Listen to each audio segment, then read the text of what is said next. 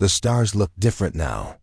Commander Jake Morrison stood on the bridge of the USS Blackstar and watched the empty space where human colonies used to be. 3 decades of war had changed everything. The Xanthari Empire had taken world after world, and humanity was losing badly. Jake touched the scar on his left cheek. He got it during the battle for New Mars 5 years ago. That was the day he learned that human weapons could not break through alien shields. The Xanthari had technology that made them nearly impossible to kill. Their ships had protective barriers that stopped every bullet, every missile, every energy beam that humans could fire. The bridge was quiet except for the soft hum of the ship's engines. The USS Blackstar was different from other human ships. It was built for hiding, not fighting. Its black hull could bend light around it, making it invisible to most sensors. The ship was small compared to the massive Xanthari warships, but it was fast and smart. Lieutenant Commander Lisa Brooks sat at her station, studying data on her screen. She had been a teacher before the war started. She taught physics at a big university on Earth.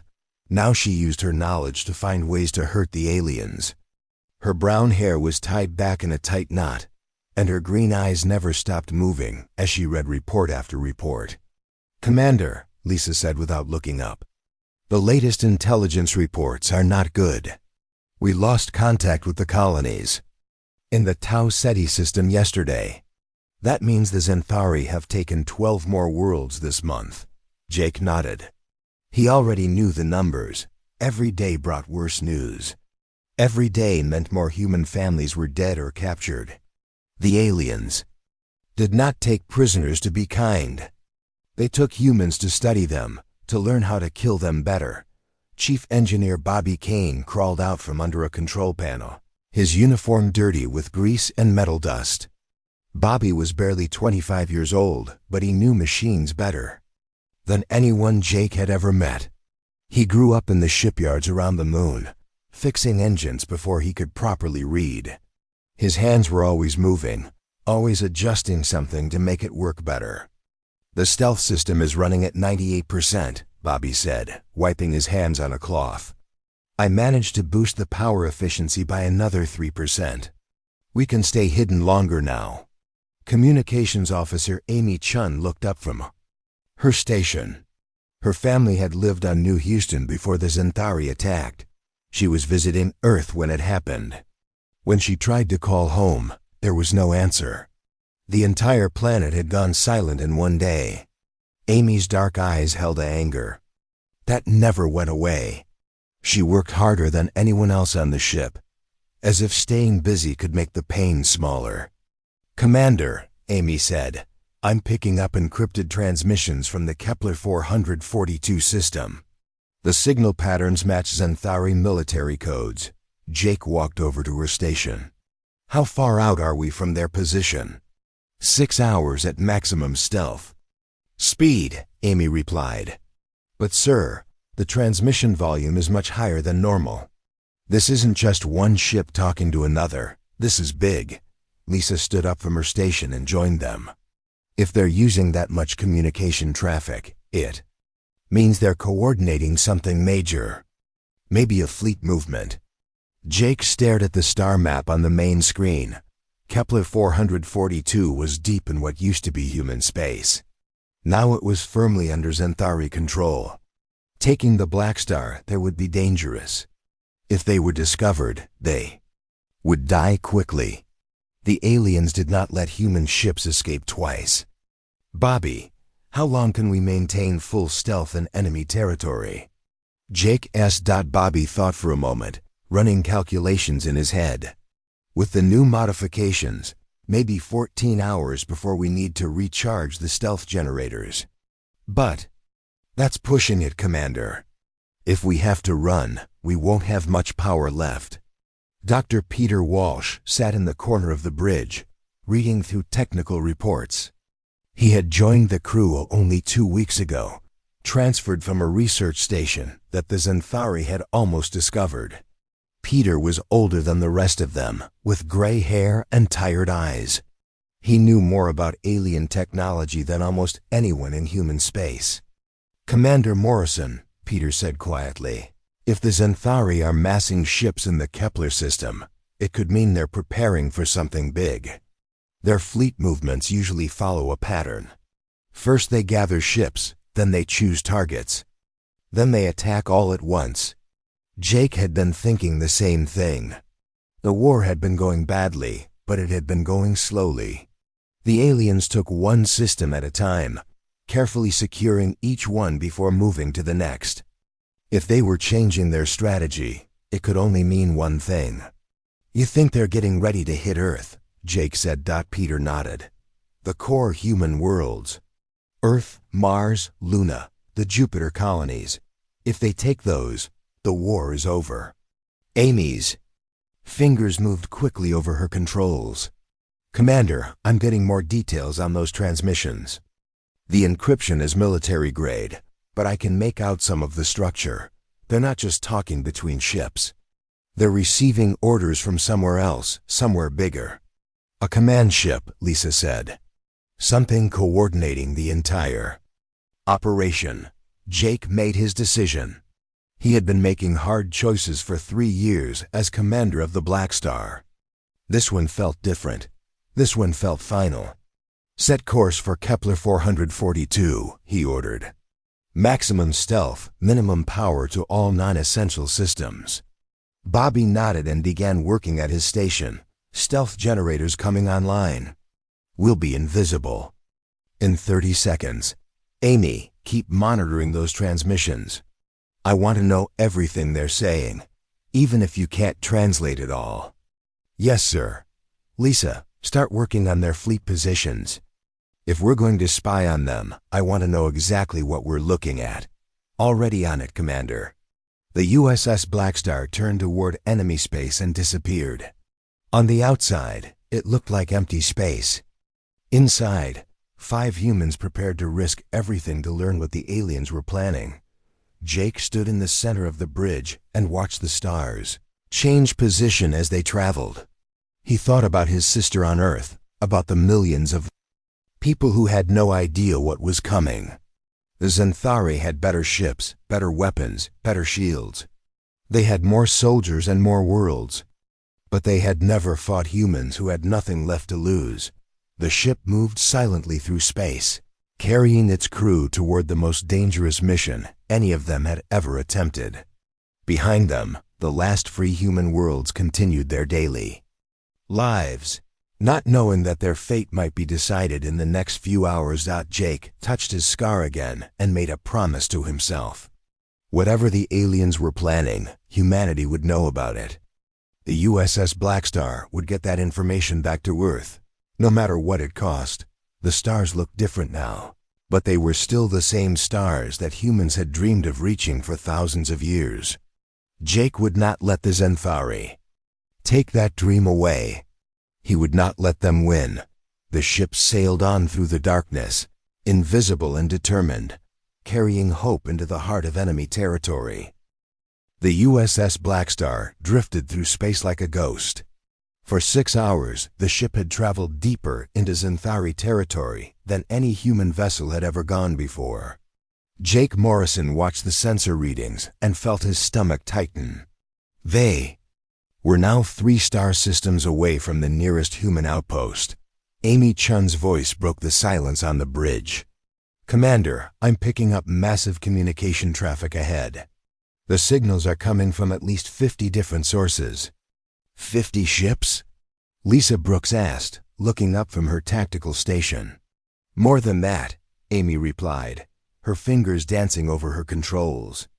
"I'm reading transmission patterns that suggest multiple ship classes.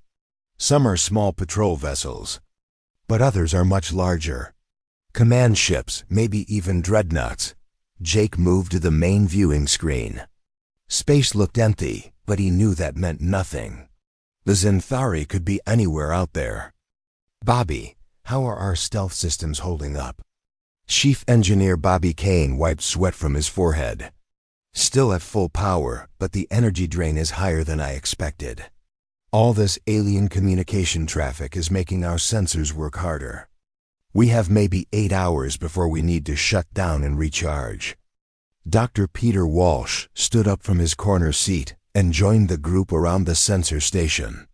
Commander, if there are that many ships in one location, it's not just a patrol group. The Xanthari only gather large fleets for major operations. Or major construction projects, Lisa added. Some of their facilities require massive amounts of protection. Amy's eyes widened as she read her instruments. Commander, I'm detecting something else. There's a planetary body ahead, roughly the size of Earth's moon. The communications are centered around it. Jake nodded. Take us closer, but keep us well outside their sensor range.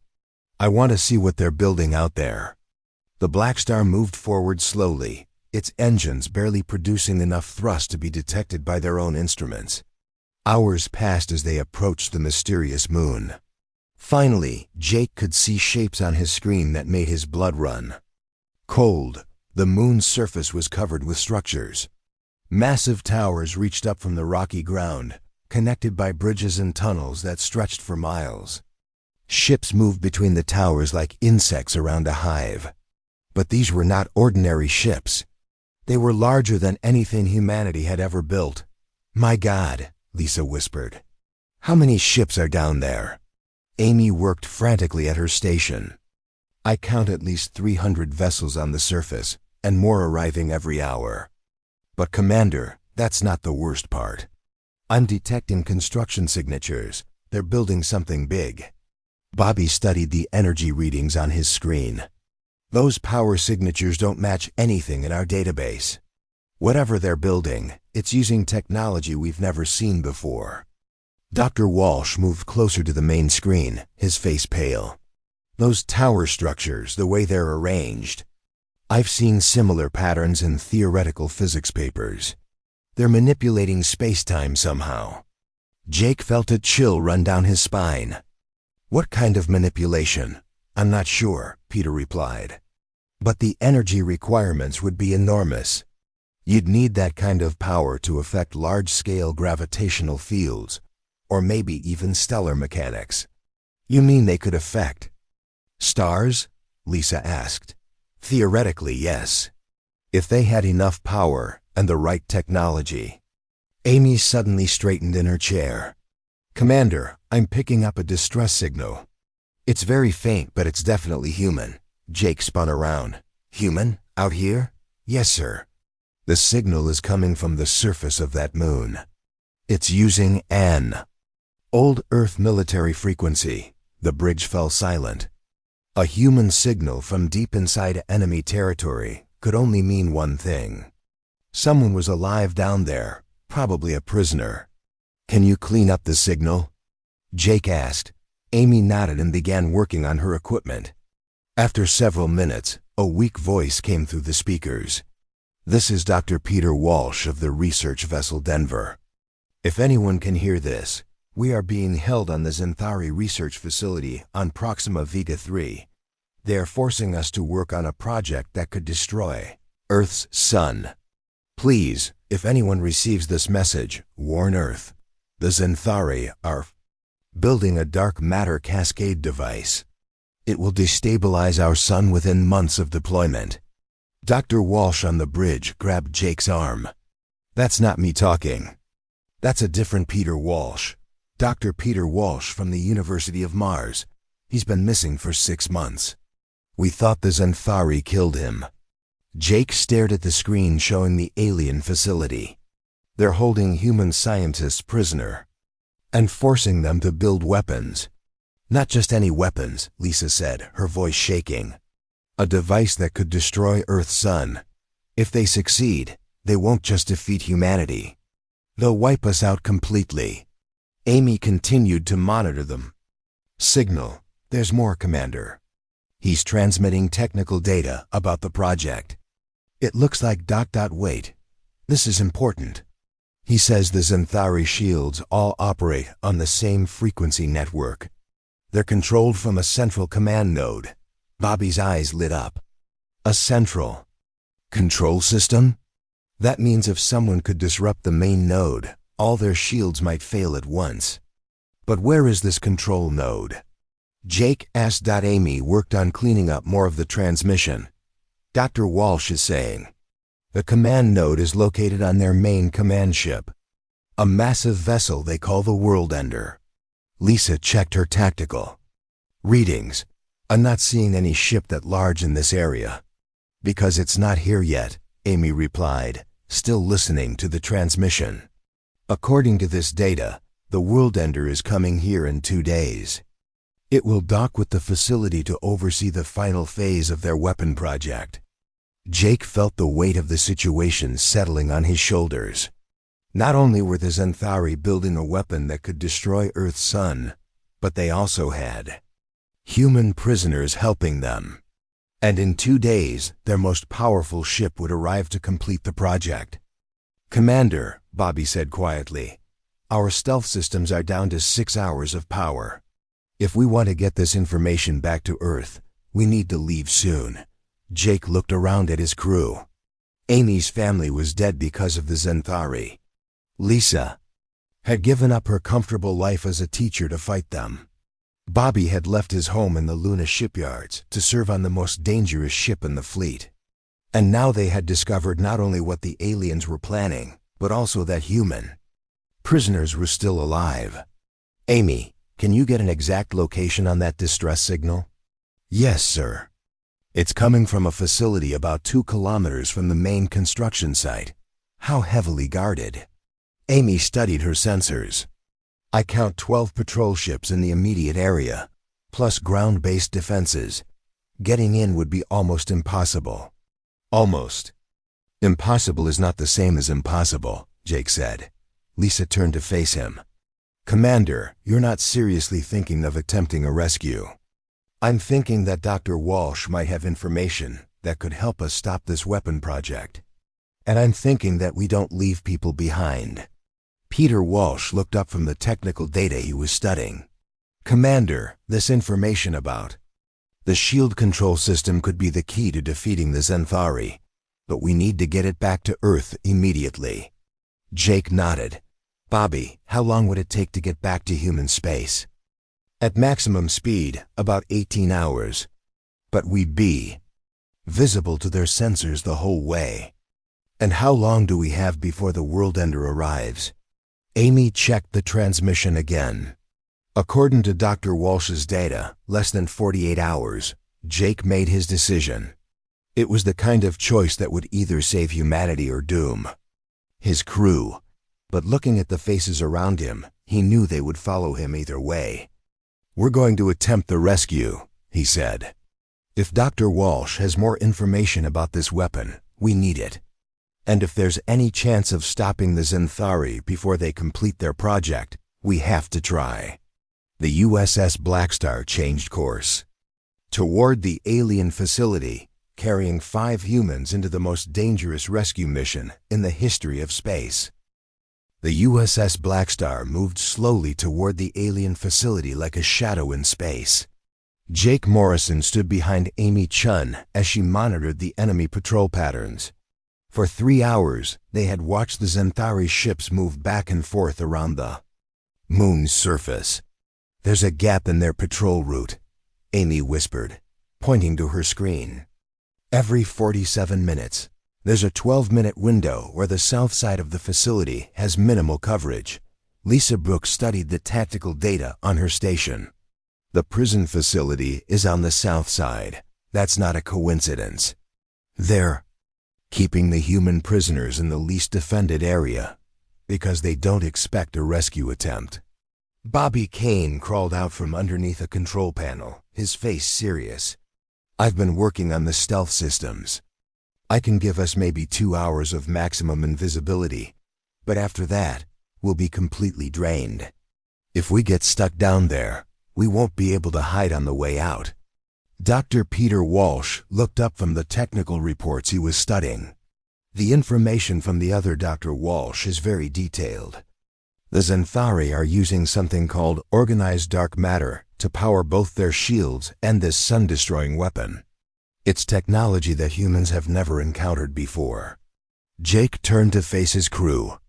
Before we go down there, I need everyone to understand something. This mission has changed from reconnaissance to rescue to something much bigger. If what we've learned is true, the Xanthari can destroy Earth's sun in a matter of weeks. This might be our only chance to stop them. Amy checked her instruments again. Commander, the next patrol gap is in 23 minutes. If we're going to do this, we need to move soon. What's our plan for getting Dr. Walsh out? Lisa asked. Bobby smiled for the first time in days. I've been thinking about that. The Blackstar has emergency transport pods that can carry 4 people each. We could land one pod near the prison facility, grab Dr. Walsh and anyone else who's alive, and get out before the patrol ships notice. And if they do notice? Jake asked. Then we fight our way out. Bobby replied simply. Dr. Walsh on the ship looked worried. Commander, even if we rescue the other Dr. Walsh, we still need to warn Earth about the weapon. And we need to do something about that central command node he mentioned. Jake had been thinking about the same problem.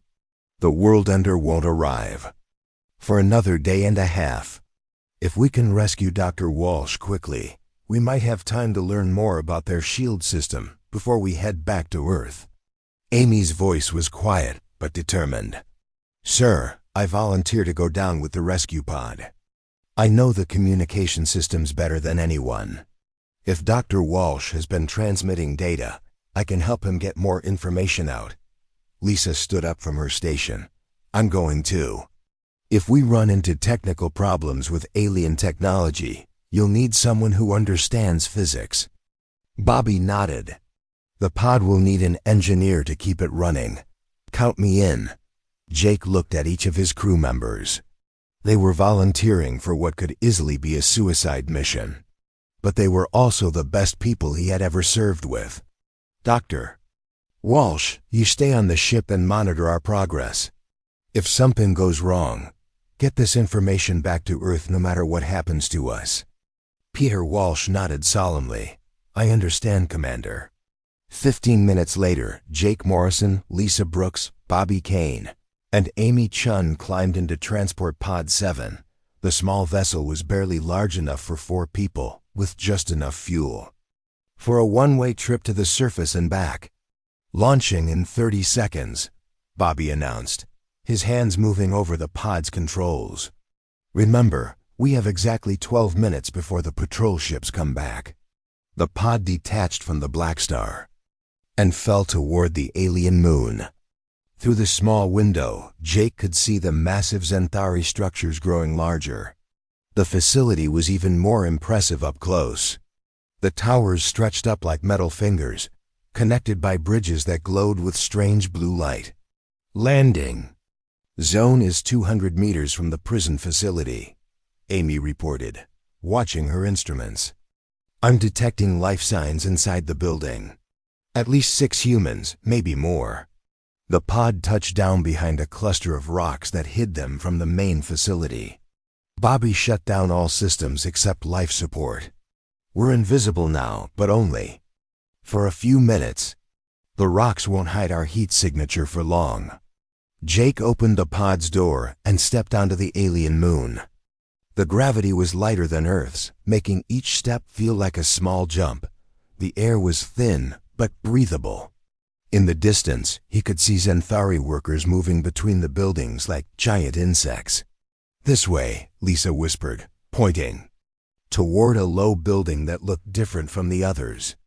That matches the description from Dr. Walsh's transmission. They moved quickly across the rocky ground, staying low and quiet. The prison building had no windows, just a single door guarded by 2 Xanthari soldiers.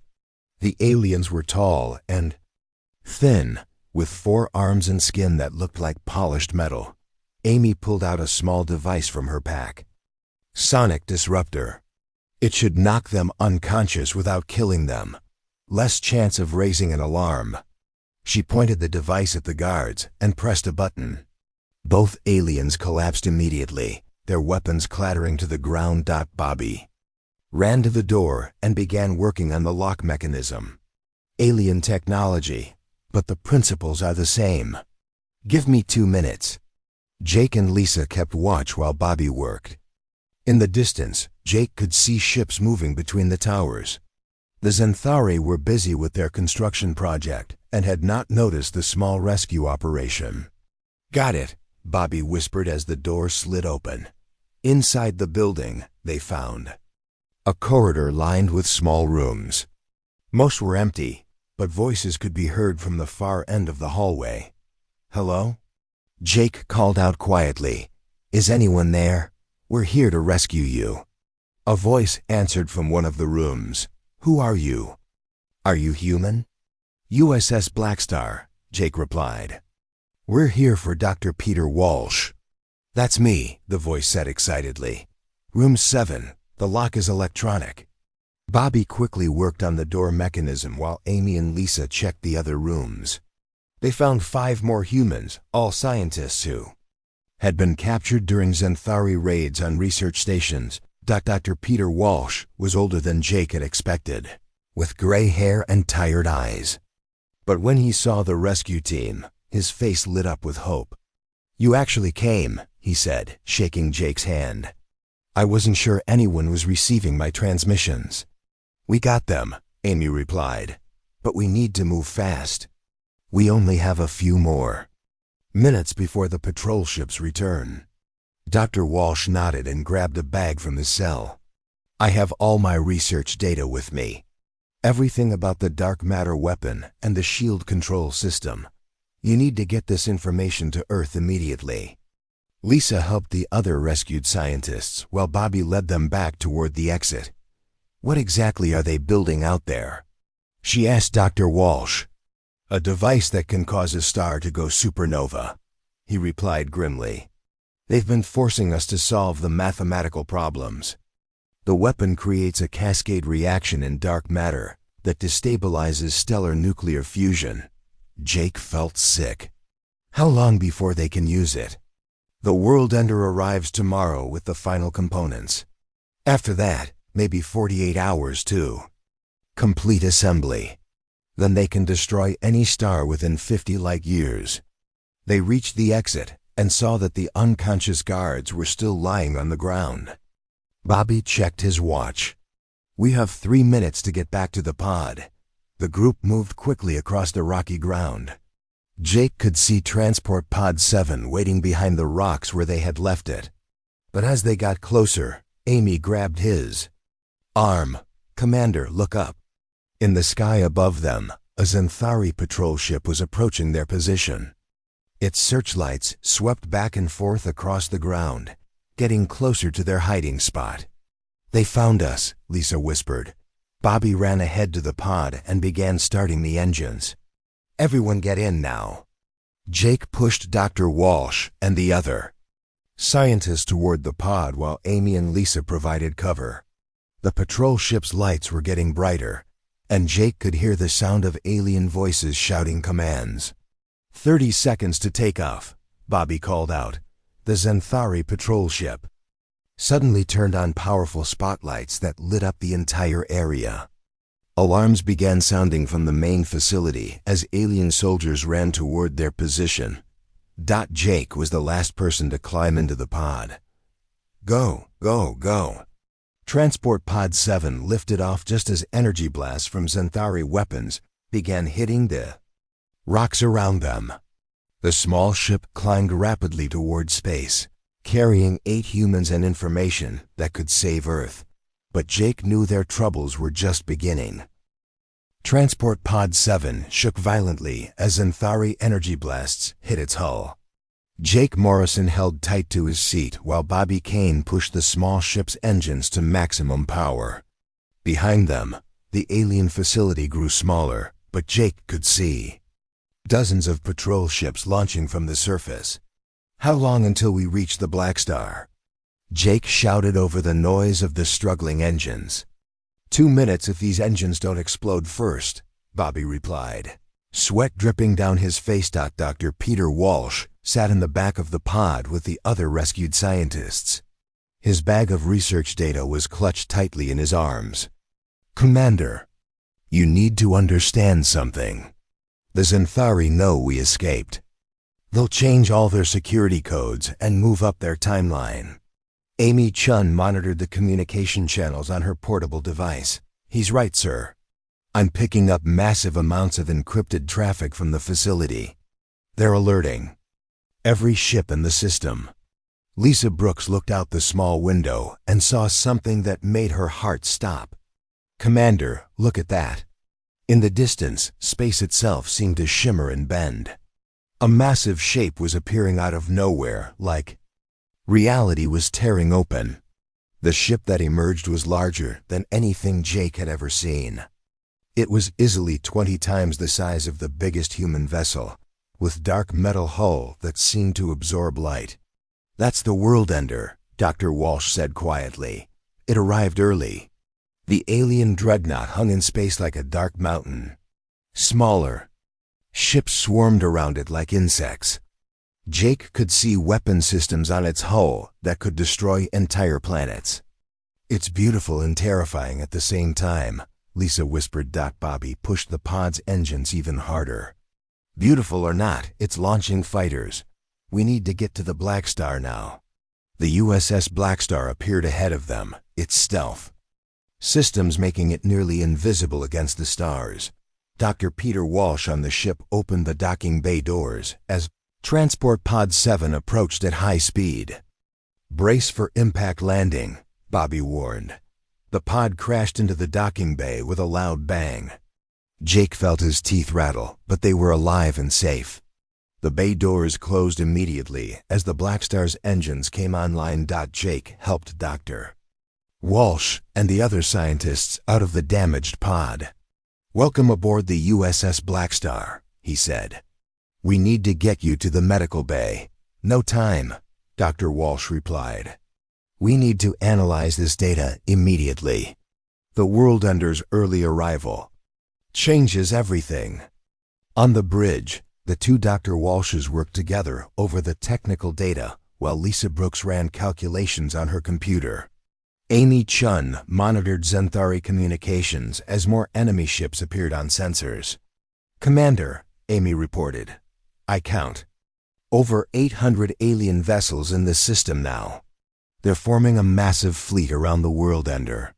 Bobby Kane was working frantically on the ship's engines. Stealth systems are back online, but we used a lot of power during the rescue.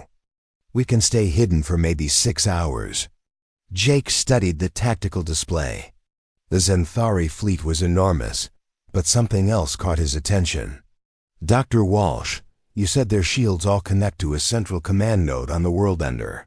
What would happen if that node was destroyed? The rescued Dr. Walsh looked up from his research. Theoretically, all their shields would fail at once. But Commander, that ship is protected by the most advanced defenses in the galaxy.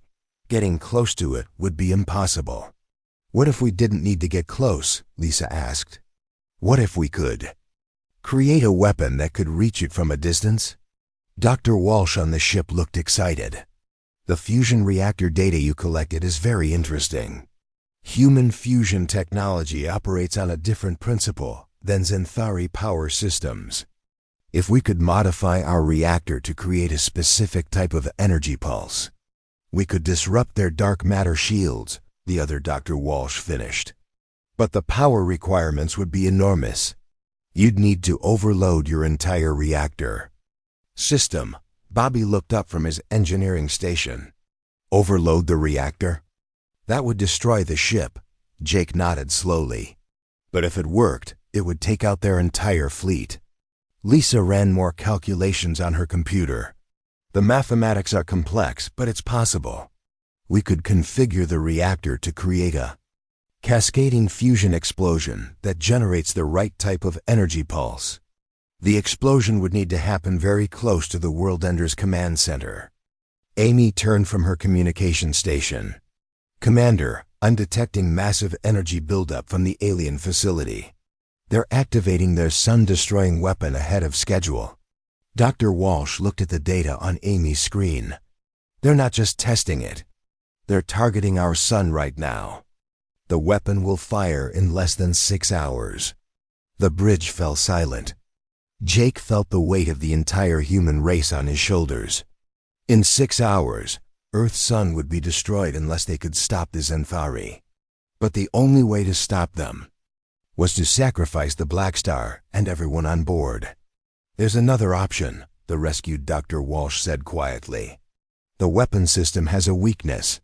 If someone could reach the World Ender's command center and manually reverse the dark matter cascade, it would destroy the weapon and disable their shields. Someone would have to get inside that ship, Jake said.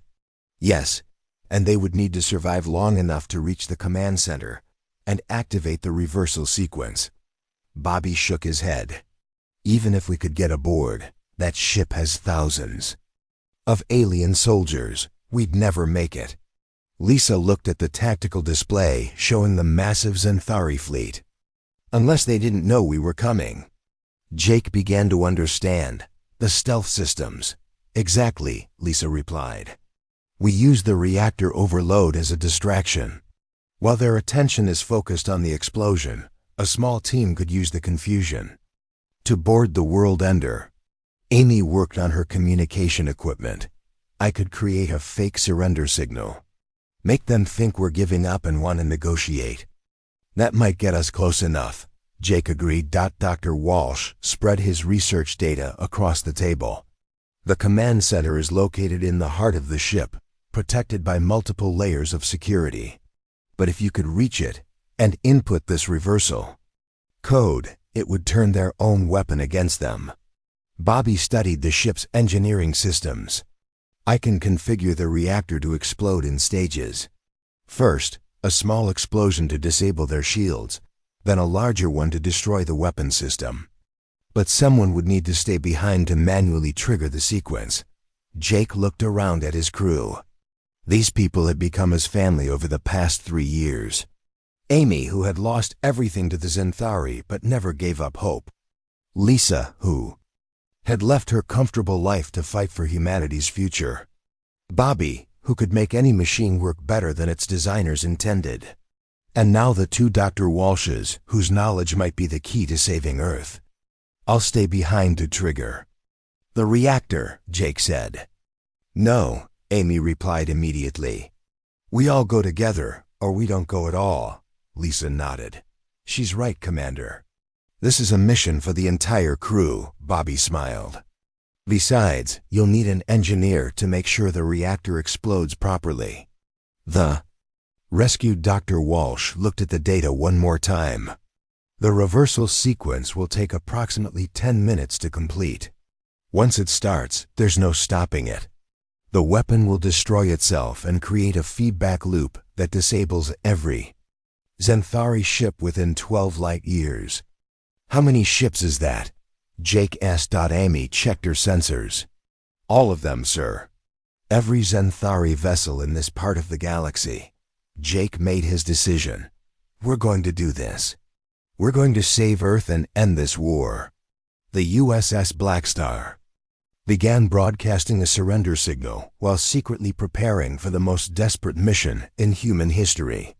5 crew members and 1 rescued scientist prepared to sacrifice everything to ensure that humanity would survive. In the distance, the World Ender waited like a dark mountain in space, unaware that its own technology was about to become the instrument of its destruction. The USS Blackstar approached the massive Zenthari fleet, broadcasting a fake surrender message. Jake Morrison stood on the bridge, watching the enemy ships grow larger on the main screen. The World Ender hung in the center of the formation, like a dark metal planet surrounded by hundreds of smaller vessels. They're responding to our surrender signal, Amy Chun reported. The World Ender is ordering us to approach their main docking bay. Bobby Kane worked frantically at his engineering station. Reactor modifications are complete. When I trigger the overload, we'll have maybe 15 minutes before the ship explodes. After that, the energy pulse will either save humanity or we'll all be dead. Dr. Peter Walsh from the ship checked his calculations one more time. The reversal code is programmed into this portable device. Once you reach the World Ender's command center, input this sequence and the weapon will destroy itself. Lisa Brooks studied the tactical data on her screen. I'm detecting massive energy buildup from their sun weapon. They're preparing to fire at Earth in less than 2 hours. Jake felt sweat on his forehead despite the cool air on the bridge. Remember the plan. Bobby triggers the reactor overload to disable their shields. During the confusion, we board the World Ender and fight our way to the command center. Dr. Walsh inputs the reversal code while we hold off their soldiers. The rescued Dr. Peter Walsh nodded grimly. The command center is 17 levels up from the docking bay. I memorized the route during my imprisonment. Amy checked her weapons one more time. I've never fought aliens before, but I'm ready. None of us have, Lisa replied, adjusting her equipment pack. But we're going to do this anyway. The Blackstar moved slowly toward the World Ender's docking bay. Jake could see Zenthari soldiers waiting inside the massive opening. Their insect-like bodies moved with quick, precise motions as they prepared to board the human ship. They think we're surrendering, Jake said. They have no idea what's coming. Bobby's hands hovered over the reactor controls. 30 seconds. Until we're inside their shield perimeter. Once I start the overload, there's no going back. Jake looked around at his crew one last time. These brave people had followed him across the galaxy, and now they were about to follow him into the most dangerous place in the universe. It's been an honor serving with all of you. The honor was ours, Commander, Amy replied. The Blackstar entered the World Ender's docking bay and settled onto the deck with a soft thud. Through the viewing ports, Jake could see dozens of alien soldiers approaching their ship. Now, Bobby, Jake ordered. Bobby's finger hit the reactor overload switch. Deep in the ship's engine room, the fusion reactor began to build toward a controlled explosion that would generate more energy than a small star. Alarms immediately began sounding throughout the Zenthari ship. The aliens realized something was wrong, but it was too late. Shields are down across the entire fleet, Lisa reported. The energy pulse is spreading through their network. Jake grabbed his weapon and headed for the airlock. Move out. We have 15 minutes to reach the command center. The airlock opened and Jake stepped onto the World Ender's deck. The Zenthari soldiers were confused and disorganized as their shields failed and emergency lights flashed throughout the ship. Jake's team moved quickly toward the nearest corridor, while the aliens were still trying to understand what was happening. This way, Dr. Walsh called out, leading them through a maze of passages. The World Ender was enormous inside, with corridors wide enough for vehicles and ceilings that disappeared into darkness above. They ran through the alien ship as warning sirens echoed off the metal walls. Behind them, Jake could hear Zenthari soldiers organizing a pursuit. The aliens were fast and they knew their own ship better than the humans did. Level 7, Dr. Walsh announced as they climbed through a maintenance shaft. 10 more levels to go. Amy paused at a junction and listened to her communication device. Commander, I'm picking up reports from the Zenthari fleet. Their shields are failing across all ships. Some of the smaller vessels are losing power completely. The reactor overload is working, Lisa said as they continued climbing. Bobby checked his watch. 12 minutes until the big explosion. We need to move faster.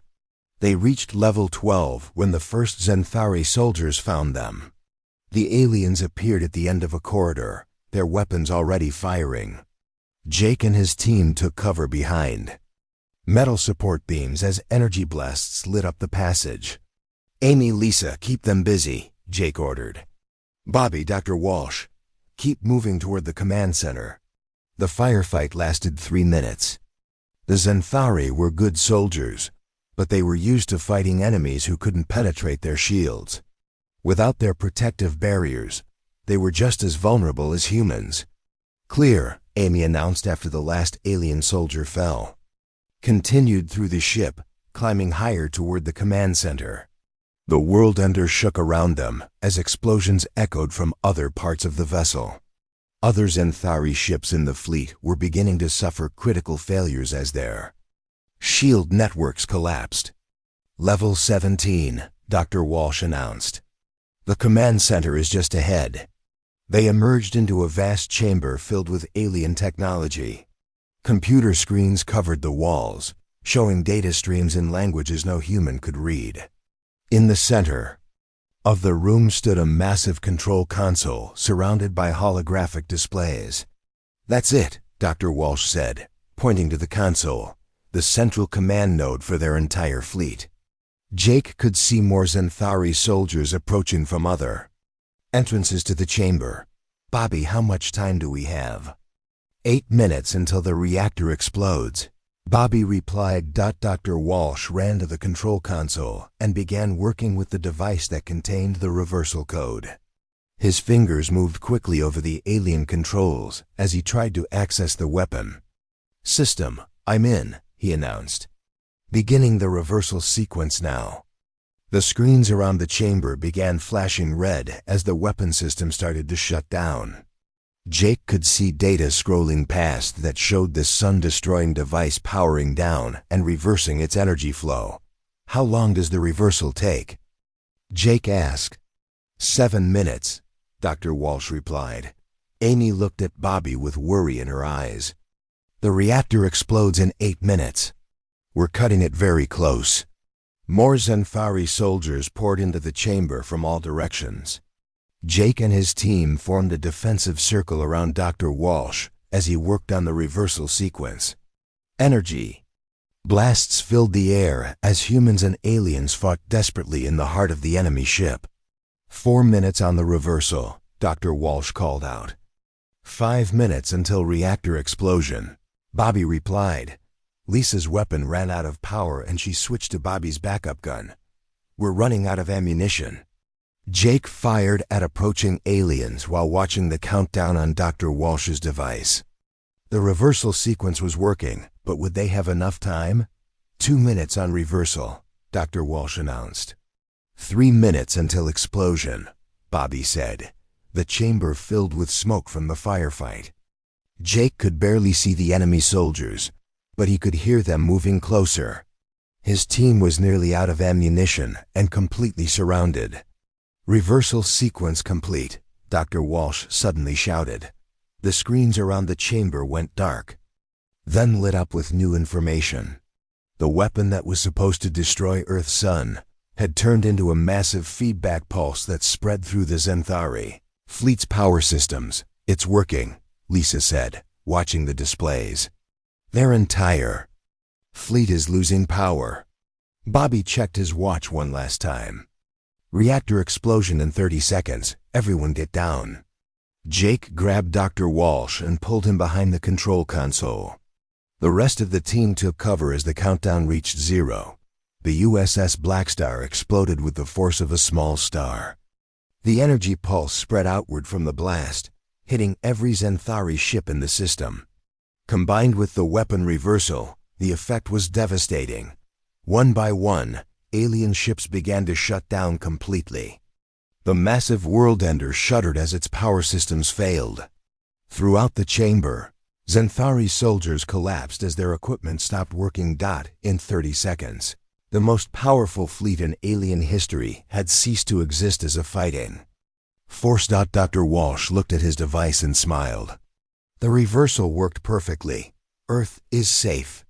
Jake Morrison and his crew had saved humanity, but they were now stranded in the heart of a dying enemy ship, surrounded by darkness and the silence of defeated enemies. In the distance, rescue ships from Earth would eventually find them, but that's another story.